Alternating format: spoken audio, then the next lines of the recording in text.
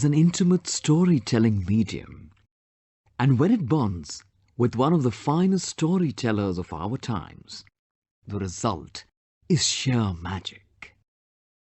During these times of social distancing, All India Radio hopes to bring you some comfort, some connection with an exclusive story reading series, Bonding over the Radio. Coming up is the pick of the day, voiced by the author Ruskin Bond himself.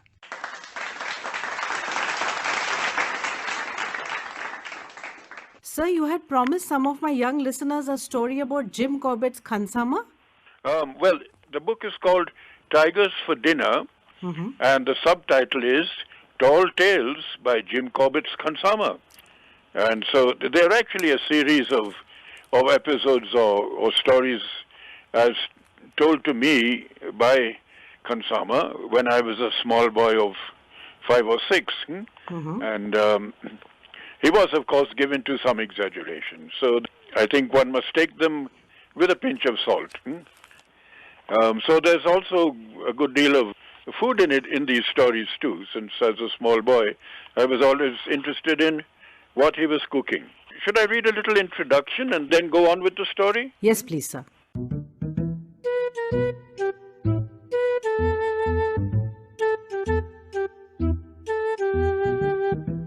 Tigers for Dinner.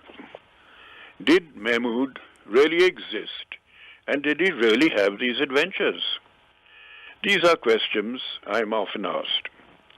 When I was a small boy, we did have a cook called Mahmood, and among his testimonials was one from the great Jim Corbett, praising Mahmood's culinary skills.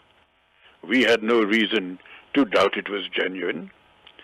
As to the tales themselves, well, like all good storytellers, Mahmood was given to a little exaggeration, so we must allow him some poetic license. Jungle Cook, that's the first chapter in this book. My favorite stories as a child? Well, it would be hard to beat the tales, short or tall, that I heard from Mahmood, who was our Khansama when I was 5 or 6 years old. My parents didn't tell me many stories. Mum was busy with her parties and Dad with his stamp collection.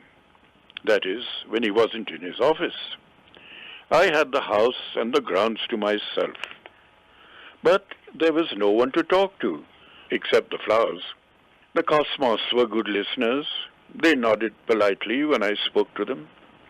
The roses looked away, and they were very snobbish. And the marigolds were friendly enough, provided I didn't pick them. So I would wander into the kitchen to see what Mahmood was making for lunch, and to taste the kofta curry or the pilau rice, just to make sure the taste was right. Since then, I've been a curry taster all my life. Mahmood was a good cook, and in many ways my best friend, there being no children on the premises. But he was also a great storyteller. You see, before coming to us, he'd worked for Jim Corbett, the great shikari, who'd shot a great number of man-eating tigers, apart from other dangerous denizens of the jungle. Did you see him shoot a tiger? I asked. Oh, many times, said Mahmood. A tiger a week, that was nothing to Carpet Saab. Did the tigers come to the house, or did you go looking for them? Carpet Saab went after them. Most of the time we were in the camps and I had to do my cooking in the open. Not an easy job, being a jungle cook. Usually the salt was missing and everyone would complain. My mother says you put too much salt in the food. Oh, that's so I don't forget it. Better a salty dish than a tasteless one. Don't you agree, Baba? And too many chilies, I added. A chili a day keeps the doctor away.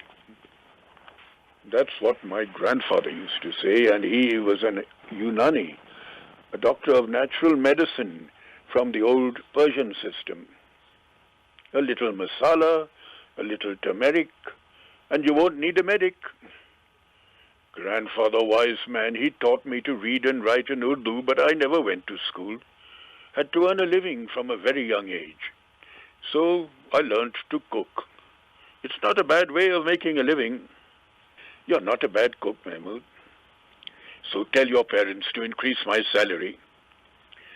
Then be careful with the salt. You're a salty boy and saucy. Try one of these koftas. I knew you'd come, so I made an extra kofta. Thank you, Mahmood. But tell me about Corbett and tigers. Did you see a tiger?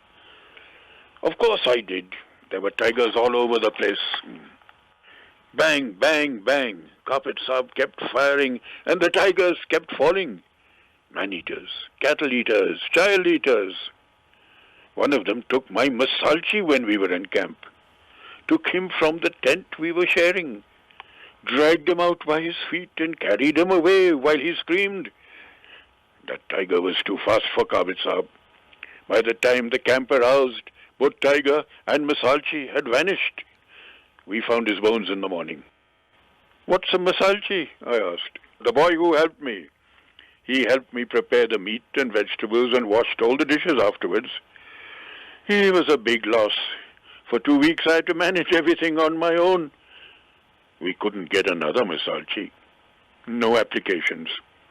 And I had to sleep alone for the rest of the time we were in camp. Carpet Saab told me to keep a fire burning outside my tent. Tigers stay away from fire. They don't like getting burnt. And did it stay away? No, the brute came again. Stuck its head in at the tent opening, looking for another juicy masalchi. But I was ready for it.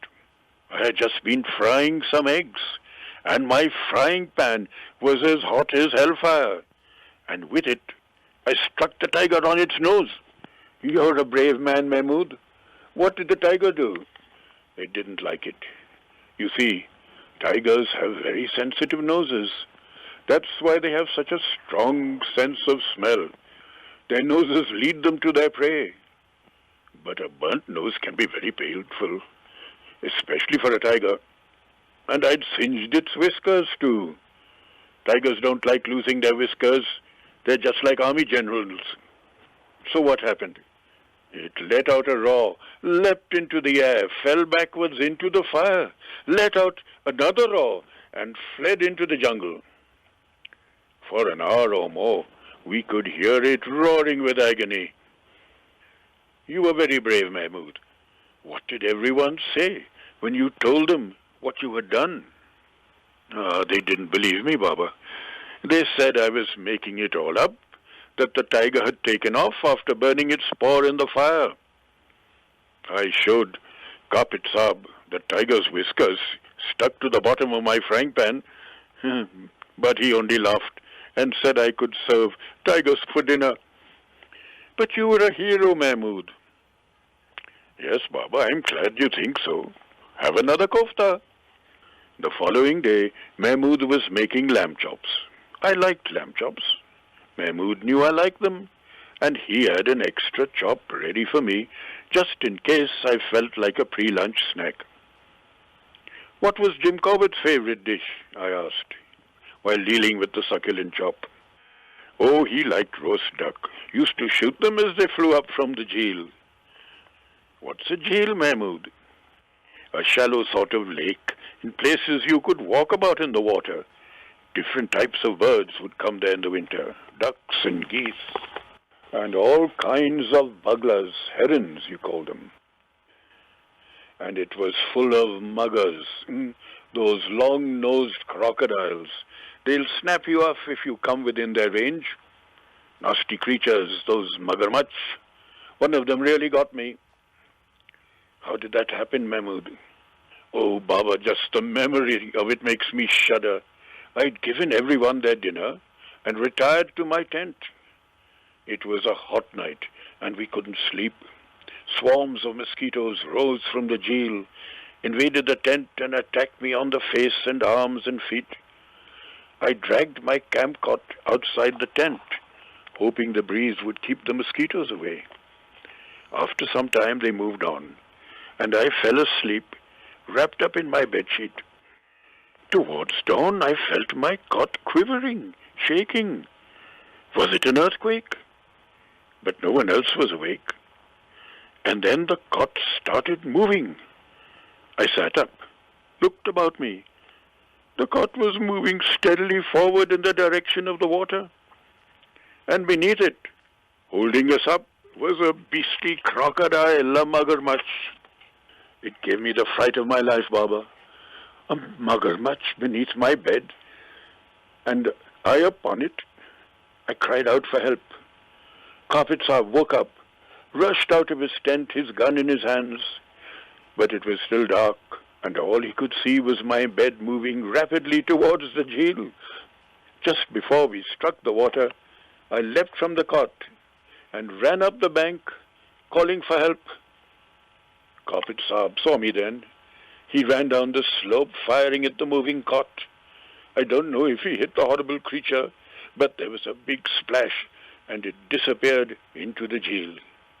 And did you recover the cot? No, it floated away and then sank.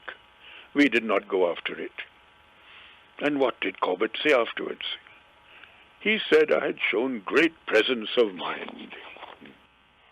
He said he'd never seen anyone make such a leap for safety. You were a hero, Mahmood. Thank you, Baba. There's time for another chop if you're hungry.